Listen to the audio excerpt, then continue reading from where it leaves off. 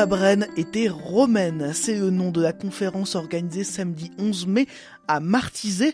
Pour en parler, nous sommes avec Raymond Roland, secrétaire des Amis du Vieux Martizé, l'association organisatrice de cette conférence.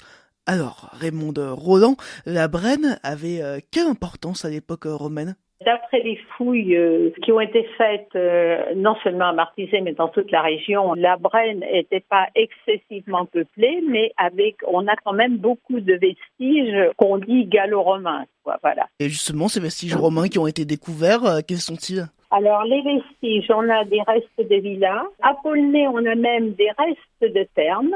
Et puis, on trouve ça et là des céramiques, les tuiles. Alors, les tuiles, vous avez les tuiles romaines, vous avez la tuile plate et la tuile ronde, la tuile qui a un demi-cercle, quoi. Donc, on en trouve énormément. Nous, Martizé, on est un petit peu particulier parce qu'on a beaucoup de peintures murales, beaucoup de fragments d'enduit peint.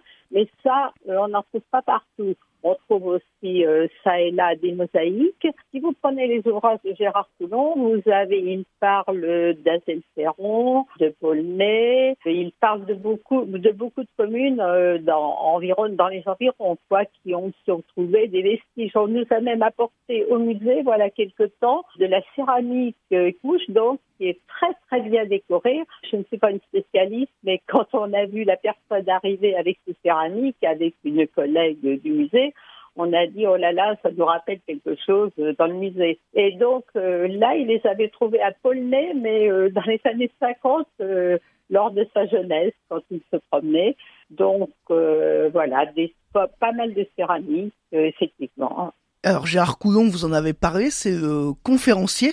C'est un conférencier de choix. L'expression, c'est un éminent spécialiste de la Gaule romaine. Ce qu'il a aussi de caractéristique, c'est qu'il se met toujours à la portée du public. C'est-à-dire que quand il parle ou quand il écrit, il va donner des références pour aller plus loin, mais c'est toujours extrêmement clair ce qu'il présente, avec des plans très clairs, avec des explications très claires. Donc, c'est pour ça que j'ai conseillé, d'ailleurs, pour la conférence, j'ai conseillé à des amis de venir même avec leurs adolescents, même des enfants de 10-12 ans qui s'intéressent à l'histoire. C'est toujours vraiment, il se met toujours à la portée des gens.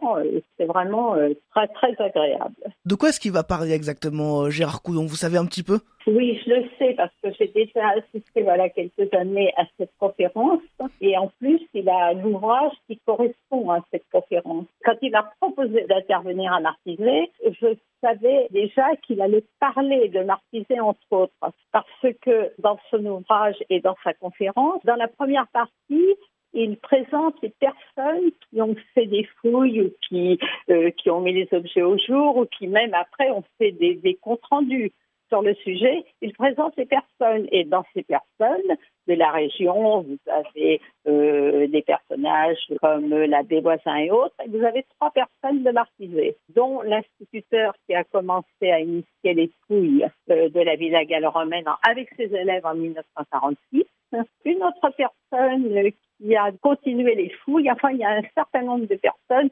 Vous avez 2 personnes phares. C'est donc l'instituteur qui s'appelle Charles Gomandi et Jean-Louis Souvrier, tous 2 décédés maintenant, et qui s'intéressait d'une façon générale au patrimoine. Parce que, si vous voulez, ces 2 personnes se sont intéressées, ont fait les fouilles, les comptes rendus des fouilles gallo-romaines, mais ont également se sont intéressées à d'autres périodes de l'histoire de notre commune. Et donc, dans cette conférence, on va avoir ces personnages en première partie. On va avoir également, je parle du livre, mais la conférence peut-être va sans doute se dérouler, avec un certain moment, on va rencontrer ces personnages. Et donc, il y a des personnages de Martizé, des personnes, on va dire.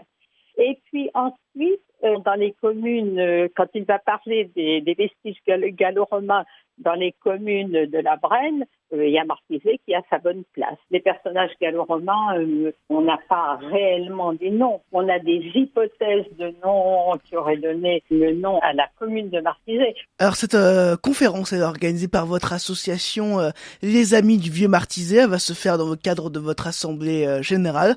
En plus de cette conférence, qu'est-ce que vous proposez toute l'année ? Toute l'année, on participe aux activités communales, départementales, nationales et européennes, puisque la nuit des musées, c'est une manifestation européenne. On participe également en septembre à les journées du patrimoine européen, où là, on présente des expositions. C'est une partie, si vous voulez, communale, départementale, nationale, européenne. On s'investit beaucoup aussi dans l'accueil de classes pour des visites, des ateliers. Alors, l'atelier qui a le plus de succès, c'est l'atelier fresque.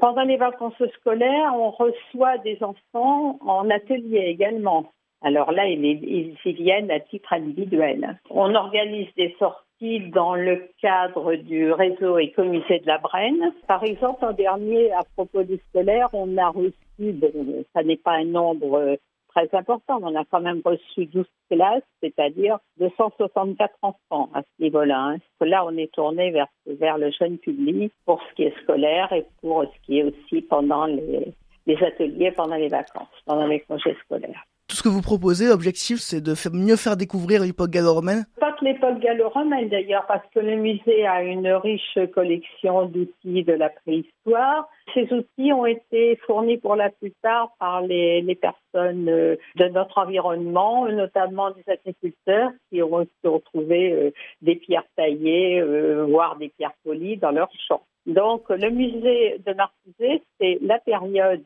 de la préhistoire. Le cœur du musée, c'est vraiment la villa gallo-romaine. Ça s'appelle la villa gallo-romaine. On appelle le site, on dit que c'est le site de Saint-Romain. Et dans des salles de cette villa gallo-romaine, à l'époque mérovingienne, et ça a été utilisé un peu comme cimetière, pas un peu d'ailleurs beaucoup, c'était utilisé comme cimetière, c'est-à-dire que ce qui a été découvert en premier d'ailleurs en 1946, ce sont les sarcophages qui affleuraient à la terre, qui ont été croisés par un outil agricole, c'était le couvercle d'un sarcophage. Et donc, si vous voulez, il y avait une salle de cette villa gallo-romaine qui était à l'époque mérovingienne, c'est-à-dire 7e siècle, qui devait être encore debout, je suppose, et qui a été utilisé comme, est-ce que je peux dire nécropole, c'est un terme trop important, mais enfin, il y a de ça, quoi. Parce que les sarcophages, il y en a sur 2 épaisseurs. Bon, dans la commune, il y en a d'autres ailleurs. Donc là, nous avons donc la partie préhistoire, le cœur du musée de la villa gallo-romaine, avec la riche collection de fragments d'enduit peint, une très riche collection. Et nous avons également, bien dans ces sarcophages, des boucles, ces sarcophages de l'époque mérovingienne, des boucles de ceinturons, et bien sûr après de la céramique, mais ça, on en a dès le néolithique de la céramique. Merci Raymond Roland. On rappelle que vous êtes secrétaire des Amis du Vieux Martizé.